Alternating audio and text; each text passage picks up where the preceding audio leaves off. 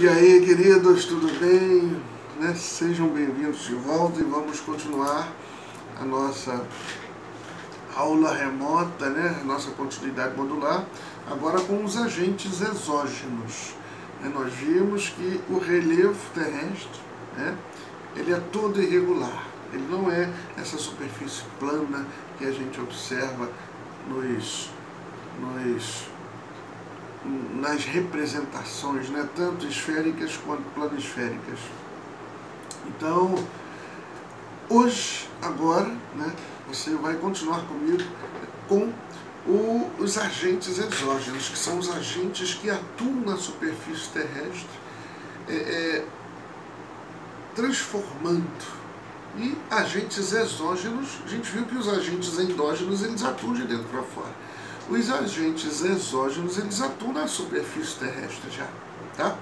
Então, embora aparentemente o relevo terrestre ele seja estático, parece que não muda nunca, ele esteja ali paradinho, embora aparentemente seja assim visualmente, o relevo ele transforma-se constantemente. Constantemente o relevo terrestre sofre transformações, tá?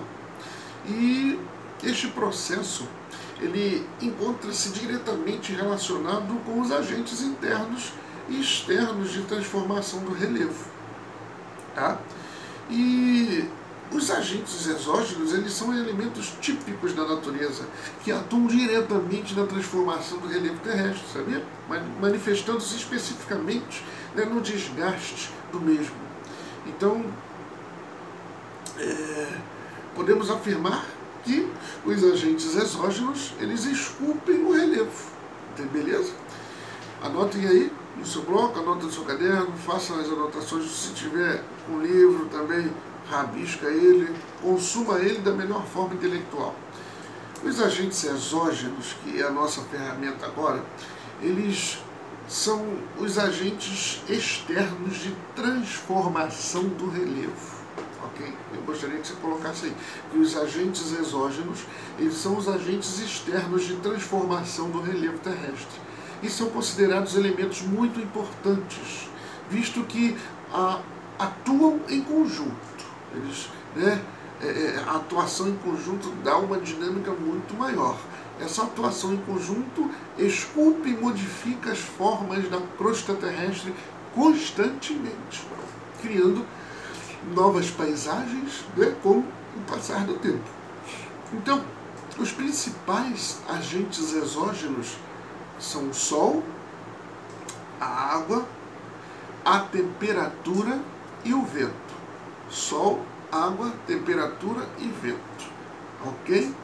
A intensidade da ação dos agentes exógenos, elas encontram-se diretamente relacionadas ao clima e ao tipo de rocha presente na crosta terrestre. Se a rocha ela é mais suscetível, se a rocha ela é mais ela é um pouco mais empobrecida, ela é um pouco mais fraca, os agentes exógenos eles irão atuar ali de uma forma mais facilitada, correto? E intemperismo. Você sabe o que significa a palavra intemperismo? Depois de você ter anotado aí quais são os principais agentes exógenos, que eu disse aqui, o Sol, a água, a temperatura e o vento. Então, o intemperismo também é chamado de meteorização. O intemperismo também é sinônimo para desgaste. O intemperismo é um processo pelo qual as rochas da superfície terrestre elas são desgastadas. Pode ser influenciada por diversos fatores. Dentre eles, nós temos aí o clima, o relevo, constituição mineralógica das rochas, a estrutura da rocha e o tempo em que aquela rocha está exposta. O clima é o fator que influencia principalmente devido à variação de temperatura e à distribuição das chuvas. Quanto maior a umidade e a temperatura, mais rápida se dará a decomposição das rochas. O relevo, o tipo de relevo e o grau de inclinação de um local determinará se haverá maior ou menor infiltração de água. Sobre a constituição mineralógica, esse fator refere-se ao tipo de rocha, ou seja, aos elementos que formam aquela rocha. A estrutura da rocha refere-se ao grau de porosidade das rochas, porque quanto maior a quantidade de poros, mais acelerada se dará sua desagregação e decomposição. E o tempo, gente, ele refere-se à velocidade com a qual a rocha ela será intemperizada, né? Então, a velocidade com a qual uma rocha ela se desgasta, ela se intemperiza, né? O intemperismo ele pode ser classificado de 3 tipos. O intemperismo ele pode ser classificado, né, como intemperismo físico, como intemperismo químico e como intemperismo biológico. Tá? O intemperismo químico é aquele tipo de intemperismo responsável por promover a quebra da estrutura química dos minerais que compõem a rocha. A água é seu principal agente de transformação, visto que provoca reações químicas nas rochas, né? Então podemos afirmar que esse tipo de intemperismo ocorre quando a mineração, os minerais no caso, né?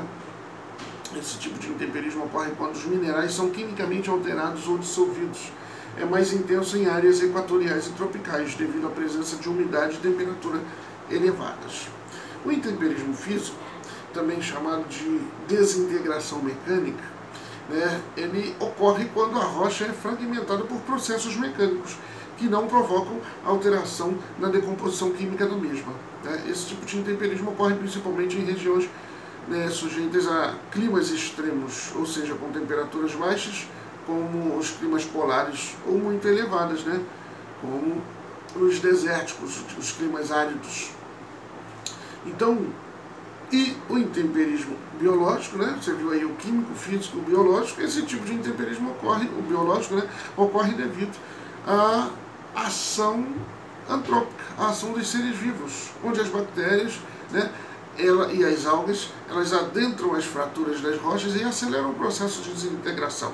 As raízes das árvores, como exemplo, são as grandes responsáveis por um maior desgaste das rochas, visto que, ao crescer, elas pressionam as rochas a se fragmentar, ok?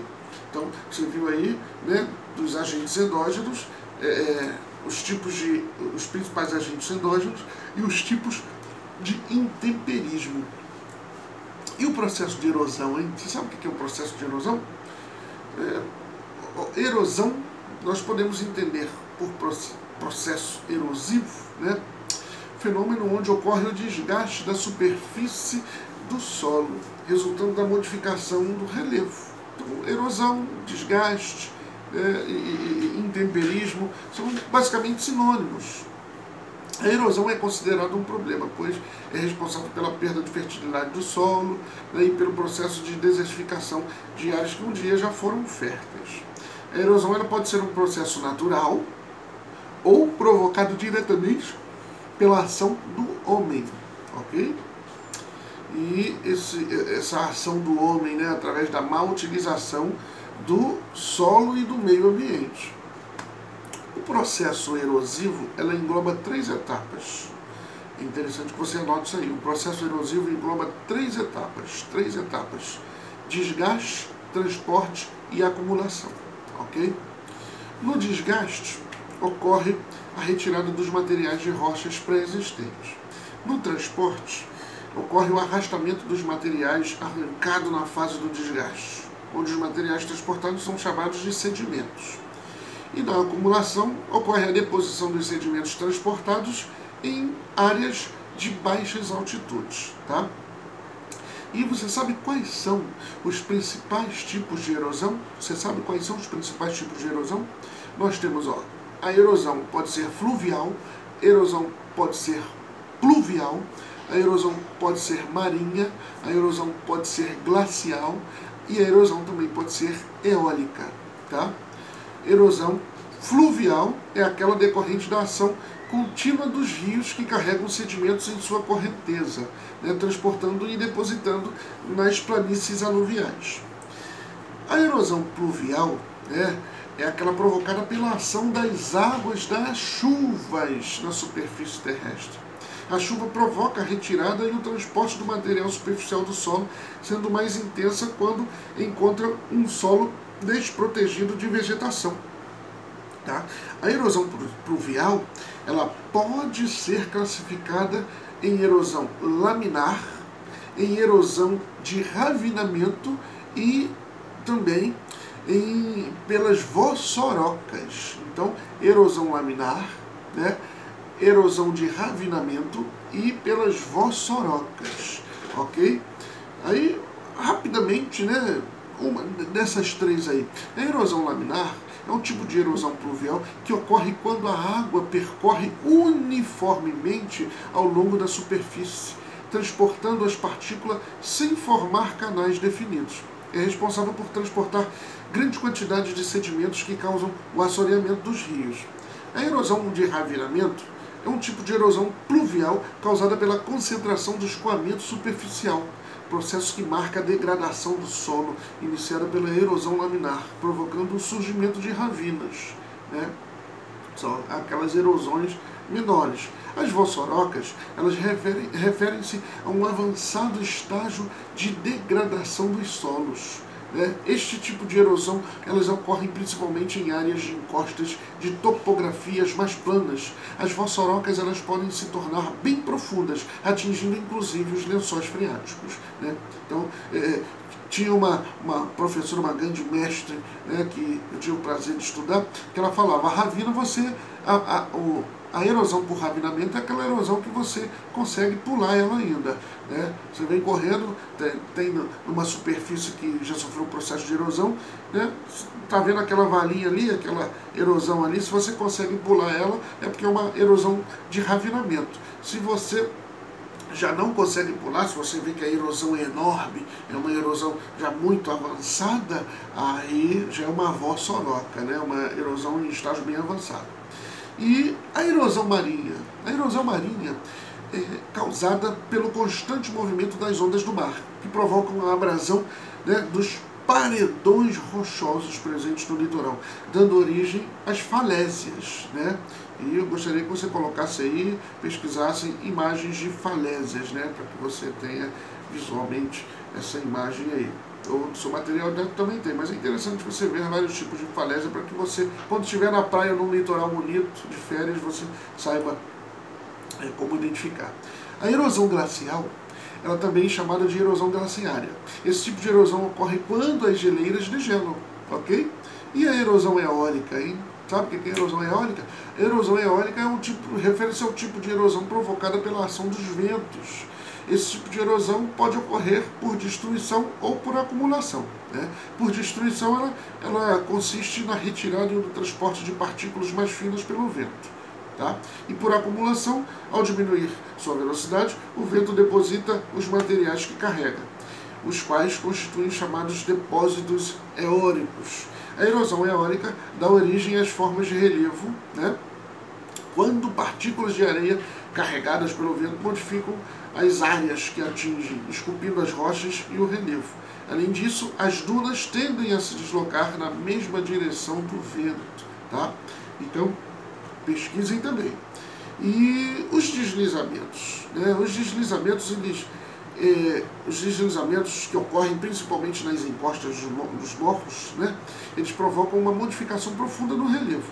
Os deslizamentos nada mais são do que um movimento gravitacional de massa que mobilizam os sedimentos, solos ou rochas, que ocorrem de modo brusco em decorrência de rupturas dos materiais, dos sedimentos que estão nas encostas. Então, queridos, façam as suas anotações, volte e revolte, rabisque o livro, pesquise sobre os tipos de erosão, e sucesso, saúde. Nos vemos no próximo vídeo, hein?